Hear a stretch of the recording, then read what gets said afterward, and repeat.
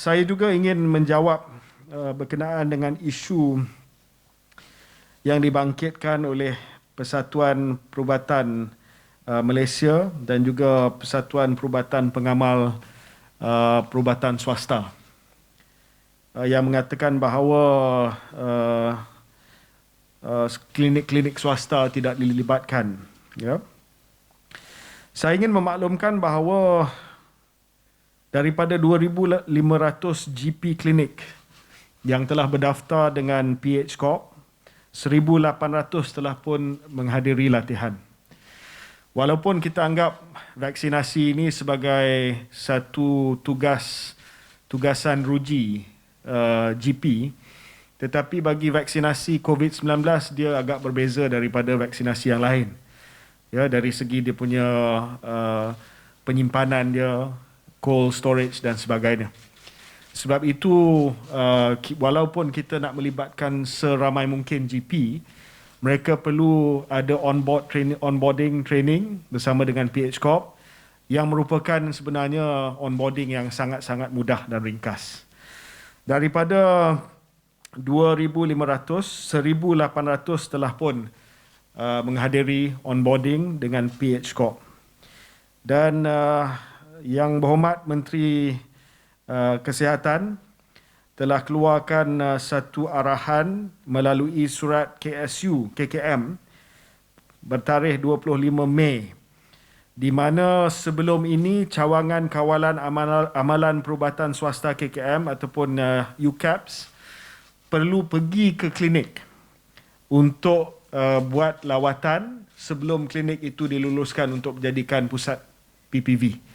Tapi sekarang ini untuk memudahkan lebih banyak lagi klinik GP ataupun klinik swasta terlibat dalam PIK, maka Menteri Kesihatan telah melalui surat KSU, CCAPS tidak akan menjalankan pre-approval visit kepada PPV klinik swasta. Cuma unit kawalan amalan perubatan swasta KKM akan mengadakan lawatan pemantauan ke atas klinik tersebut selepas mereka mula terlibat dalam PIK untuk melihat kes-kes yang dilaporkan, aduan dan sebagainya di PPV. Jadi mengikut ketetapan Akta 586 mesti ada pemantauan. Tetapi cuma pemantauan itu berlaku selepas. Tak perlu dia pergi tengok dulu, lepas tu barulah dia buka sebagai PPV. So, kita nak percepatkan proses.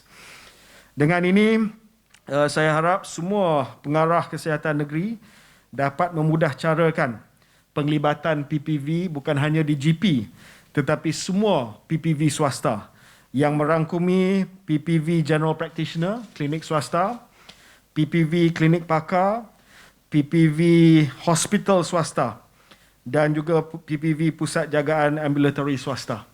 So all the private healthcare facilities will make it very easy for them to be part of the national immunisation program. Kita sasarkan bahawa 500 PPV GP akan mula memberikan vaksin pada 15 Jun dan 1,000 klinik GP akan dijadikan PPV sebelum 30 Jun.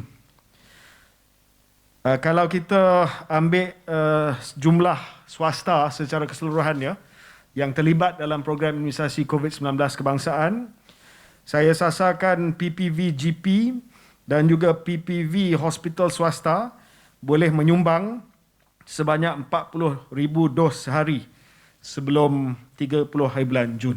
Ya, ini sasaran kita untuk PPV swasta, tertakluk kepada bekalan vaksin. Apa yang saya nak sampaikan di sini adalah apa yang dibangkitkan beberapa hari yang lepas bahawa klinik swasta tidak dilibatkan. Sebelum ini tak perlu sebab bekalan vaksin tak banyak.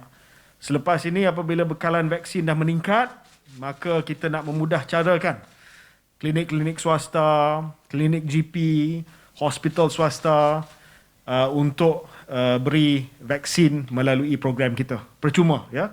Kerajaan bayar hospital swasta. Kerajaan bayar klinik swasta. Dan mereka cuma perlu memberi suntikan vaksin kepada penerima sahaja. Vaksin kita hantar kepada mereka ataupun mereka ambil daripada pusat simpanan vaksin kerajaan. Saya harap berita ini akan dapat memberi satu